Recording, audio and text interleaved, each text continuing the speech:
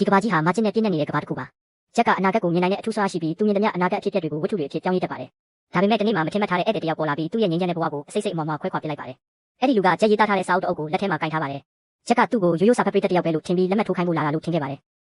ဒါပေမဲ့ဒေးဗစ်ကအေးဆက်တဲ့အပြုံးတစ်ခုပြုတ်လုပ်ပြီးမင်းကအနာဂတ်ကိုမြင်နိုင်နေဆိုရင်ငါဘာကြောင့်ဒီကိုလာရလဲဆိုတာမမြင်နိုင်ခဲ့ဘူးလား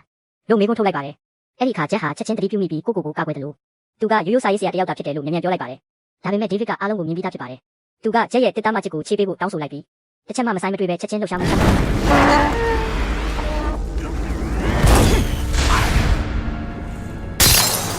Woodmage ကိုရင်ဆိုင်ပြီးနောက်တဲ့ဘက်ကနောက်တစ်ယောက်ဖြစ်တဲ့ Earthmage ကိုတွားရောက်တိုက်ခိုက်တဲ့ Andrew ကတော့သူ့ကိုအခြားလူမာချစ်ကိုခိုးယူတာနဲ့ပတ်သက်ပြီးမေးမြန်းတယ်ဒါပေမဲ့ David ကအကြောင်းပြန်ရှင်းပြဖို့မစိုးရိမ်ပဲချက်ချင်းပဲတိုက်ခိုက်လိုက်တယ်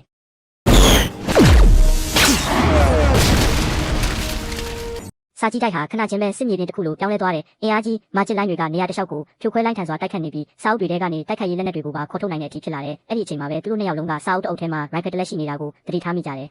အန်ဒရူးကအရင်ဆုံးလက်နက်ကိုရယူဖို့အလျင်အမြန်ပြေးသွားတယ်ဒါပေမဲ့ဒေးဗစ်ကချက်ချင်းမီးလောင်စေတဲ့မာချစ်ကိုထုတ်လုပ်ပြီးစာအုပ်ကိုမီးရှို့ဖျက်ဆီးလိုက်တယ်ထို့နောက်အခြားစာအုပ်တအုပ်ကနေထူထပ်တဲ့မိုးတိမ်တွေကိုခေါ်ထုတ်ပြီးအန်ဒရူးရဲ့မြင်ကွင်းကိုလုံးဝပိတ်ဆို့လိုက်တယ်နောက်ဆုံးမှာမီးလုံးကြီးတစ်လုံးကသူ့ကိုပြင်းပြင်းထန်ထန်ထိမှန်ပြီးမြေပြင်ပေါ်ကိုလဲကျသွားစေတယ်ဒါပေမဲ့ထူးဆန်းတဲ့အရာတစ်ခုဖြစ်လာတဲ့အန်ဒရူးရဲ့ကိုယ်ခန္ဓာကထိမ့်သိမ်းဖန်ဆီးထားတယ်လို့မြင်ရပေမဲ့သူ့ဝိညာဉ်ကတော့နေရာတစ်ခုခြားနားရာကိုရောက်သွားတယ်သူကကန်တင်းထဲမှာယူသွတ်စွာအော်ဟစ်နေတယ်ဒါပေမဲ့ဘယ်သူမှမမြင်နိုင်မကြားနိုင်ကြဘူး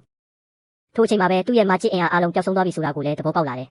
စိတ်ပြက်လူနီးပါဖြစ်လာတဲ့အချိန်မှာမိန်းကလေးတစ်ယောက်ကသူ့ကိုစကားပြောလာတယ်အန်ဒရူးကအာကူတကြီးနဲ့အကူအညီတောင်းပန်လိုက်ပေမဲ့အန်နာကစိတ်မရှိတယ်လို့ဖြစ်ပြီးသူ့ကိုလိမ့်လေသူတစ်ယောက်လို့ထင်မြင်လိုက်တယ်အန်ဒရူးမှာအခြေအနေကိုရှင်းပြနိုင်တဲ့နည်းလမ်းမရှိတော့ပဲမင်းပဲငါ့ကိုမြင်နိုင်တဲ့တစ်ယောက်တည်းပဲလို့ထပ်ခါတလဲလဲပြောနေတတ်တယ်